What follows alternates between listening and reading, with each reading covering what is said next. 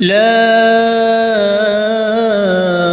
أقسم بهذا البلد وأنت حل بهذا البلد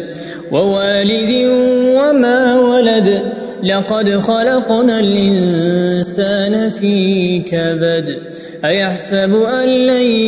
يقدر عليه أحد يقول أهلكت مالا لبدا أيحسب أن لم يره أحد ألم نجعل له عينين ولسانا وشفتين وهديناه النجدين فلاقتحم العقبة وما أدراك ما العقبة فك رقبة أو إطعام في يوم ذي مسغبة يتيما ذا مقربة أو مسكينا ذا متربة